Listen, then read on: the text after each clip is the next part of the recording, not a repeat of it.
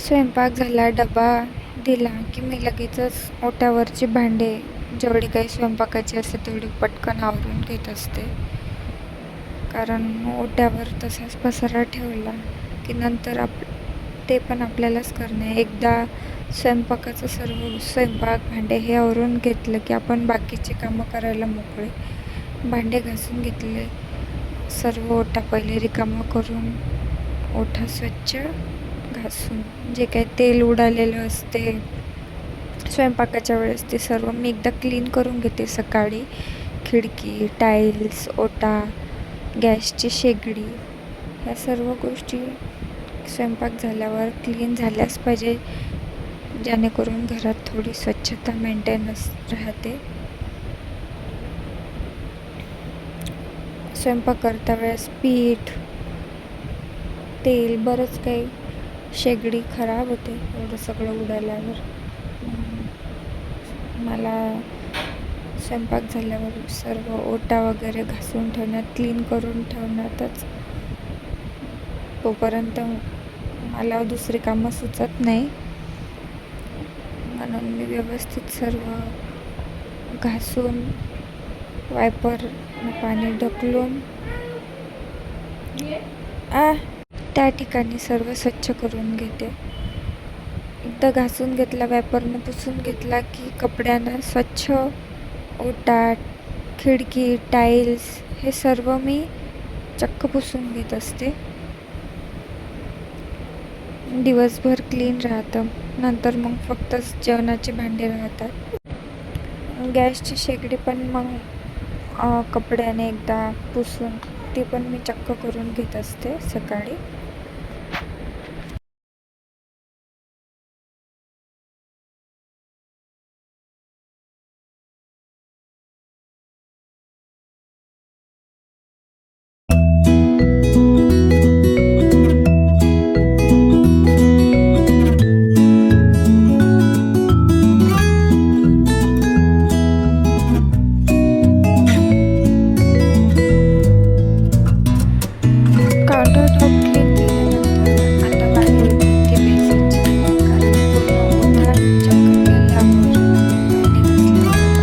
Basin तितकंच खराब होतं आणि त्याला वारंवार क्लिनिंगची गरज असते.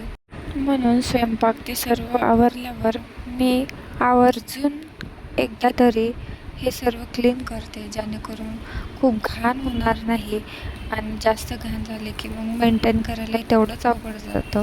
त्यापेक्षा रोज थोडं थोडं क्लीन केलं की तेवढं मेंटेनही राहतं, जास्त मेहनतही जात नाही आणि रोजचा वेळही वाचतो. आणि त्याचबरोबर आपण ज्या टूल्सनं क्लीन करतो हफ्त्यातून एकदा, त्या टूल्सलासुद्धा क्लिनिंगची गरज असते. म्हणून वायपर झालं, घासणी झाली, ह्या सर्व गोष्टी सर्व क्लीन झाल्यावर त्यांना पण क्लिनिंगची आवश्यकता असते. म्हणून ते पण एकदा मी घासून घेते. सर्व गोष्टी क्लीन करणारी गोष्टच जर काय क्लीन नसली तर ते पण एक आपल्यालाच वाटतं की नाही, आपण हे क्लीन करायला हवं. म्हणून त्यातलाच हा एक प्रकार.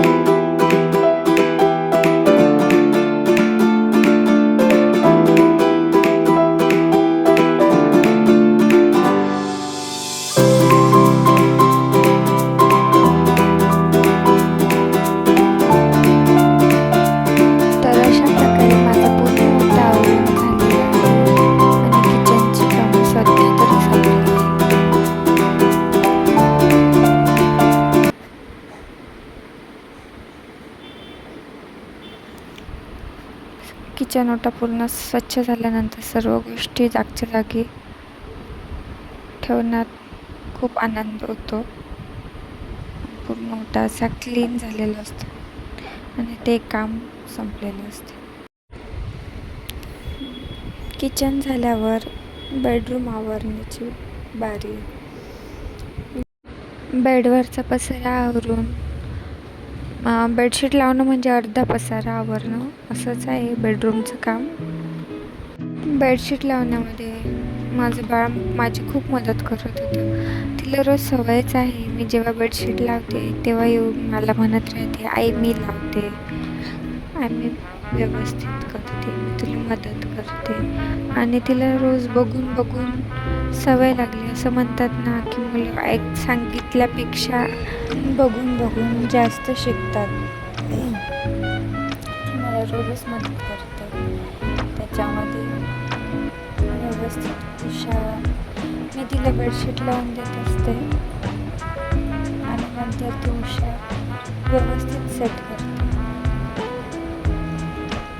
ती फक्त 2.5 वर्षाची आहे, पण ती सर्व गोष्टी मला बघून मला फॉलो करते. किती आनंद होतो ना आपल्या लेकरांना असं लहानाचं मोठं होत असताना बघताना, प्रत्येक गोष्ट शिकताना.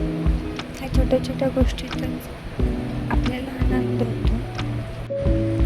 तिच्या पूर्ण उषा सेट करेपर्यंत माझी रूम झाडून होते. सर्व बाकीचं आजूबाजूचे सामान मी आवरते. रूम झाडणं, रात्रभरात लेकरं पसारा करतात, खेळणी काढून ठेवतात किंवा अनेक कामं असतात. तर असा होता माझा आजचा पहिला ब्लॉग. माहीत नाही मी कशी बोलली आहे, खूप नर्वसनेस होता बोलताना. मी काही एडिटिंग पण नाही केली, जसं मला बोलता येईल तशी मी बोलली.